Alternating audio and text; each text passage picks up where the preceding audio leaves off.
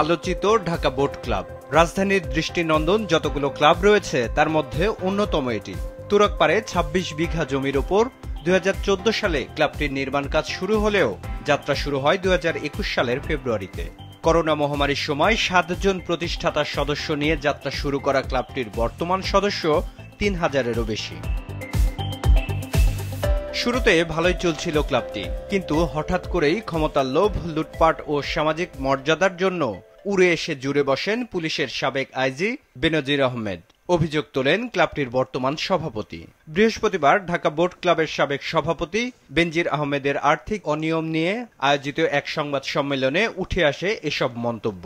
যখন দেখা দিল যে ক্লাবটি খুব বড়সড় ক্লাব হচ্ছে বা খুব বড় একটা ভবিষ্যৎ সম্ভাবনাময় একটা ক্লাব হবে, তখন আমরা চাপের মুখে পড়ি এবং আমরা কোনো এক ব্যক্তিকে আমরা সভাপতি পদটা ছেড়ে দিতে বাধ্য হয়েছিলাম। পরবর্তীতে উনি অন্যান্য ক্লাবের যে রীতিনীতি আছে, প্রতি বছর নির্বাচন হওয়া, আমাদের সংবিধানেও বলা আছে, কিন্তু এগুলো উনি কোনো ধার ধারেন নাই। আমাদের বিগত প্রেসিডেন্ট জনাব বেনজির আহমেদ সরকারের বাণিজ্য মন্ত্রণালয়ের অধীনে RJSCর অন্তর্ভুক্ত এবং প্রতি বছর সেখানে ডকুমেন্ট সাবমিট করতে হয়, উনি এসব কিছুই করেন নাই। ফলে আমাদের ক্লাবের অস্তিত্ব বিপন্ন হওয়ার পথে ছিল। জোর করে ১০ বছর প্রেসিডেন্টের পদটি আঁকড়ে রেখেছিলেন বেনজির আহমেদ। রাতারাতি একজনকে সেক্রেটারি পদে পদায়ন করেন কারো তোয়াক্কা না করে। দীর্ঘ প্রায় ১০ বছরের কাছাকাছি সময় উনি এই প্রেসিডেন্টের পদটি আঁকড়ে রেখেছিলেন জোর করে। এই জোর করে আঁকড়ে রাখার পরে যেটা হয়েছে যে অন্যান্য যারা ইসি মেম্বার ছিল বা আমিও ছিলাম, আমরা কেউ আসলে আসতে পারি নাই, কাজ করতে পারি নাই, কাজ করার কোনো পরিবেশ ছিল না, ডাকতো না। এটা একচেটিয়া ছিল উনি এবং ওনার তৎকালীন ওনার নিয়োজিত একজন নেভির অফিসার লেফটেন্যান্ট কমান্ডার তাহসিন, যিনি কিনা র্যাবে থাকা অবস্থায় ওনার চাকরি চলে গিয়েছিল বা যাই হোক, সেটা ওনাদের ইন্টারনাল ব্যাপার। কিন্তু চাকরি যাওয়ার কয়েক কিছুদিনের মধ্যেই এইখানে রাতারাতি ওনাকে সেক্রেটারি হিসেবে বসাই দেওয়া হলো, উইদাউট এনি ইন্টারভিউ বা আমাদের সাথে কোনো যেটাকে বলে মেম্বারদের সাথে ইসিদের সাথে যে একটু মানে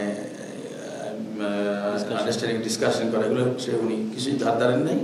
সদস্যরা চাঁদা দিলেও বিপুল অর্থের এই চাঁদা ক্লাবের হিসাবে নয়, পকেটে যায় সাবেক আইজিপির, এমন অভিযোগ ওঠে সংবাদ সম্মেলনে। অডিট হিসাবের বরাতে জানানো হয় এখন পর্যন্ত আত্মসাৎ হয়েছে ক্লাবটির ৩২ কোটি টাকা। এত বিশাল সংখ্যক মেম্বাররা যখন টাকা পয়সা দিয়েছেন, মেম্বার হয়েছেন, সেটা আসলে সঠিকভাবে আমাদের অ্যাকাউন্টে জমা করেন নাই। আমাদের অ্যাকাউন্টে জমা করেন নাই এবং এখানে একটা বড় অঙ্কের টাকা লোপাট হয়েছে। এই লোপাটের জন্য যে মেম্বারশিপ দেওয়া হয়েছে যে ডকুমেন্টে, সেই ডকুমেন্টে বেনজির সাহেবের স্বাক্ষর আছেন। আমরা অডিটর নিয়োগ করলাম। অডিটর নিয়োগ করার পরে আমরা এই টার্মে এসে, অডিটরের যে সময় লাগে ইলেকশনের পরপর, তারা রিপোর্ট দিল যে অনেক বড় রকম ফাইন্যান্সিয়াল অ্যানোমালিস আমাদের চোখে ধরা পড়লো। এমন সব অভিযোগের প্রেক্ষিতে ক্লাবের বর্তমান পর্ষদের সম্মিলিত সিদ্ধান্তে আগের সভাপতি সাবেক আইজিপি বেনজির আহমেদ এবং অবসরপ্রাপ্ত সেক্রেটারি লেফটেন্যান্ট কমান্ডার তাহসিন আমিন এর সদস্যপদ বাতিল করা হয়।